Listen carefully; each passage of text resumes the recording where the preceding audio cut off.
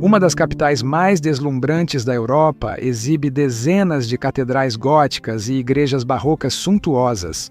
O paradoxo: quase 90% dos jovens que caminham por essas ruas declaram não seguir religião alguma. Existe uma metrópole que sobreviveu aos piores conflitos do século XX e preservou um labirinto medieval intacto. Essa beleza, contudo, esconde contradições fascinantes. É um lugar onde uma caneca de cerveja custa menos que uma garrafa de água, a segurança pública beira a perfeição e os moradores cultivam regras sociais rígidas, formando uma casca grossa contra estranhos. Muitos enxergam apenas um cenário romântico de conto de fadas, mas o choque de realidade é garantido. Por trás das velhas torres góticas, opera uma fria engrenagem de sobrevivência, um núcleo humano moldado pelo pragmatismo e por uma desconfiança crônica contra abusos de poder. Como um patrimônio histórico escapou da aniquilação nazista para se tornar um monumento vivo ao secularismo? Por que a rotina de um povo estoico passou a orbitar os pubs de esquina? E o que a lenda sombria de um relógio astronômico revela sobre a alma dessa sociedade? Antes de desvendar esses mistérios, precisamos voltar à história e entender o berço de pedra que forjou essa identidade. A cidade que você está prestes a explorar sobreviveu a milênios de conflitos geopolíticos e mudanças profundas de identidade. O próprio nome da nação reflete uma trajetória de constante adaptação e sobrevivência. Após o desmembramento inteiramente pacífico da Tchecoslováquia em 1993, um episódio histórico referenciado como o Divórcio de Veludo, a região consolidou-se como República Tcheca. Contudo, apenas recentemente, em 2016, o país oficializou o nome curto Tchequia junto às Nações Unidas. A motivação por trás dessa mudança de nomenclatura foi puramente pragmática, moderna e utilitária. O governo buscou facilitar o reconhecimento global em transações comerciais e fortalecer a representação e o peso da sua marca no calendário esportivo internacional, como no futebol, operando exatamente com a mesma lógica prática que estabelece França como substituto comum para a República Francesa. Este é o centro histórico de Praga, um milagre da preservação urbana que desafia a crueldade dos conflitos europeus. Ao contrário de metrópoles vizinhas como Berlim, Londres ou Varsóvia, que foram sistematicamente niveladas pelas campanhas de bombardeios massivos durante a Segunda Guerra Mundial, a capital boêmia escapou dessa destruição estrutural maciça. Isso permitiu a sobrevivência intocada de um legado gótico iniciado sob o desígnio do imperador Carlos IV, ainda no século XIV.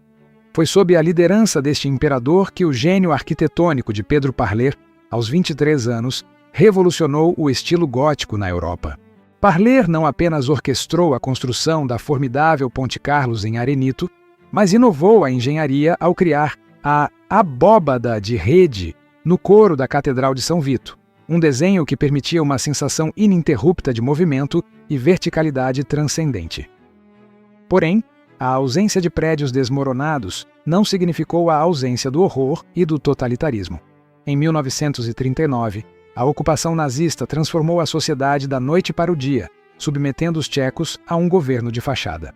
O aspecto mais perturbador dessa preservação forçada repousa no bairro judeu, conhecido historicamente como Josefov. O imenso e caótico antigo cemitério judaico e as sinagogas adjacentes permaneceram intactos devido a uma diretriz macabra estabelecida pelo regime invasor.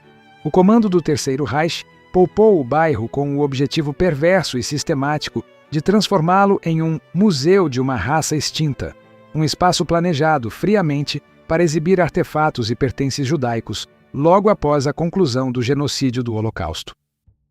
Hoje, as fundações medievais que os ocupantes tentaram perverter servem como testemunhas de pedra de uma nação que absorveu cada choque histórico e ideológico sem ceder.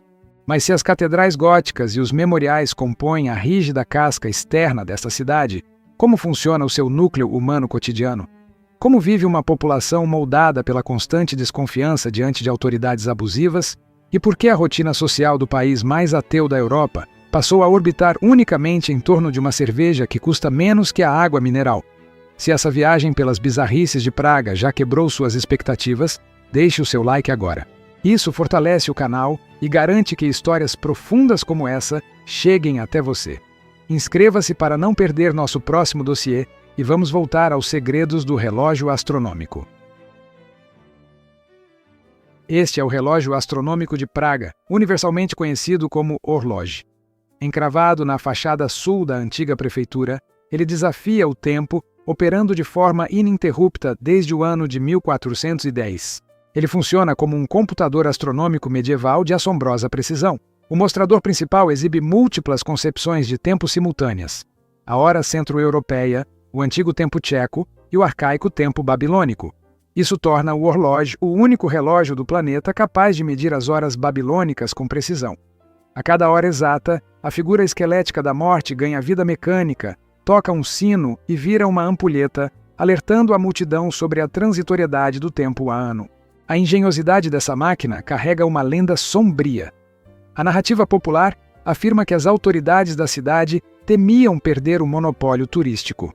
Para evitar que o relojoeiro mestre Hanush construísse um relógio superior para uma cidade rival, os líderes supostamente invadiram seus aposentos à noite e perfuraram seus olhos com barras de ferro em brasa. Guiado pelo tato, Hanush teria se atirado nas engrenagens para amaldiçoar e paralisar a máquina. Acadêmicos já provaram que essa lenda é falsa, mas a sua sobrevivência ao longo dos séculos expõe um traço psicológico inestimável: a desconfiança profunda e crônica do povo tcheco diante da autoridade coercitiva e do abuso de poder do Estado. Essa barreira histórica contra invasores e opressores moldou a forma como as pessoas vivem e interagem hoje. Sociólogos definem a sociedade tcheca sob a analogia da cultura do coco. Os tchecos possuem uma casca externa extremamente dura, formal e impenetrável, exigindo esforço para quebrar. Porém, revelam um núcleo doce e relacionalmente profundo, assim que a confiança é cimentada. O atendimento no comércio local ilustra essa dinâmica. O serviço é estritamente transacional, focado na eficiência, sem a performatividade comum em culturas latinas. Um texto sociológico local aponta exatamente que a ausência de sorrisos por parte dos funcionários não denota hostilidade ou grosseria. Reflete uma convicção cultural de que o sorriso deve ser uma expressão genuína de alegria e não uma máscara profissional artificial. A rotina exige o cumprimento de regras não escritas e tratadas como sagradas.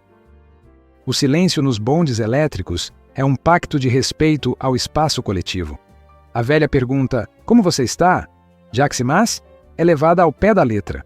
Os locais não a interpretam como uma saudação inócua e oferecerão um resumo sincero e muitas vezes pessimista de seus problemas. No santuário doméstico, entrar mantendo o calçado da rua representa uma ofensa grave à hospitalidade. O anfitrião fornece chinelos de interior, papuche, para todos os convidados, purificando a transição do mundo externo para o lar. O perfil da mulher tcheca reflete essa mesma fundação estoica e prática. A história de sua emancipação recua ao século XV, quando o movimento reformista dos hussitas fomentou a literacia universal, concedendo às mulheres um papel pedagógico, tático e militar sem precedentes. Hoje, elas exibem um nível notável de proficiência prática, repelindo o estatuto de donzelas em apuros. A autoconfiança corporal é plena e enraizada. A cultura balneária e a tradição termal ditam que a partilha de espaços de nudez em saunas mistas ocorra com total banalidade, sem a hipersexualização do olhar ocidental. É perfeitamente natural ver mulheres fazendo topless nos parques de Praga. No mercado afetivo, a mulher madura dita as próprias regras.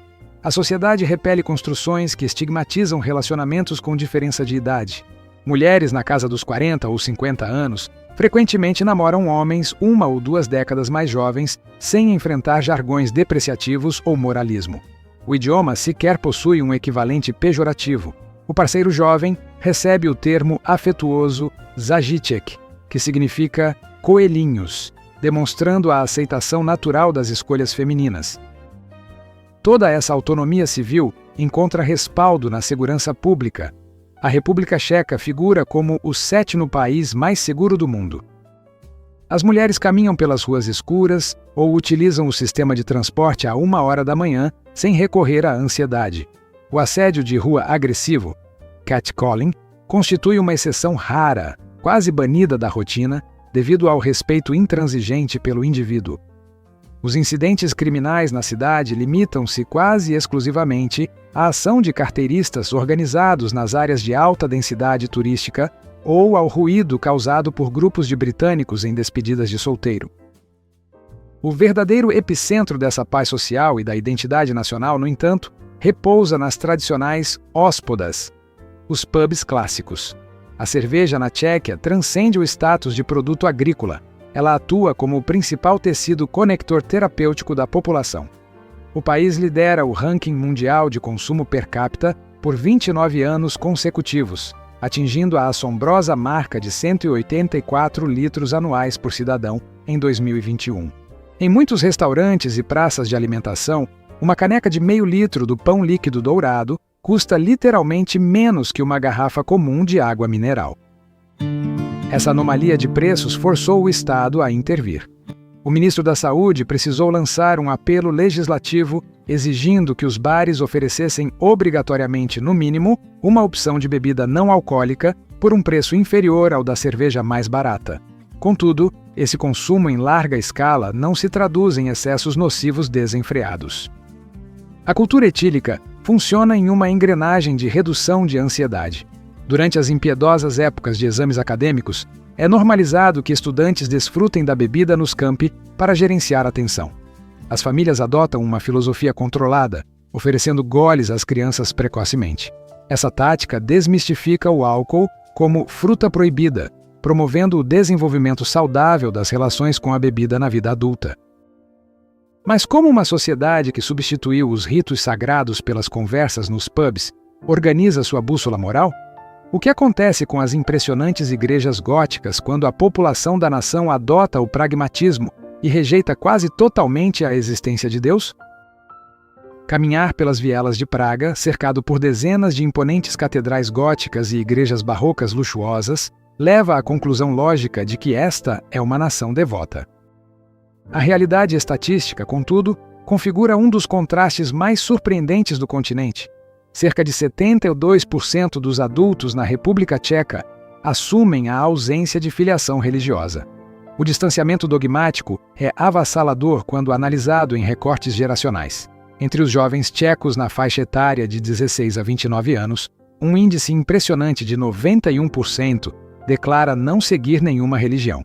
2/3 de toda a população adulta, ou 66%, afirmam que não acreditam na existência de Deus. Esse esvaziamento espiritual não decorre de um niilismo apático recente, mas de um trauma histórico profundo e de um processo crônico de anticlericalismo, consolidado após o povo ser subjugado nos tempos das guerras hussitas e das recatolizações compulsórias. A Igreja Católica deixou de ser vista como um refúgio para ser interpretada como parceira de opressores. Apesar da aridez dogmática, a moralidade é secular e sólida, estruturada em fundações humanísticas. O espaço de adoração foi substituído pelas tradicionais hóspodas, os pubs clássicos tchecos. Eles não são locais concebidos para excessos nocivos desenfreados, mas atuam como um espaço democrático desenhado com paciência para o encontro cívico, valorizando conexões orgânicas e honestas. O pragmatismo que excomungou as divindades da política foi transferido por inteiro à sala de aula. A nação detém a coroa do ensino secundário mundial. As taxas populacionais de alfabetização beiram a perfeição universal, cravando os incríveis 99%. A proporção colossal de cidadãos adultos que completaram o ensino médio superou o limiar de 94,4%, assegurando à República Tcheca a taxa mais alta em todo o rol de países desenvolvidos da OCDE. Esse funil vocacional implacável inunda a base da pirâmide com mão de obra especializada, resultando em uma taxa endêmica de desemprego de escassos 2,1% para profissionais técnicos. O reflexo prático dessa educação de excelência cristaliza-se em uma ordem civil impecável, onde a desordem sistêmica e o vandalismo predatório ao patrimônio urbano são anômalos e banidos da rotina. Praga é estonteante por sua estética preservada através das guerras, mas é fascinante e bizarra porque constitui um monumento vivo erigido à negação de dogmas absolutos e à elevação do senso prático humano.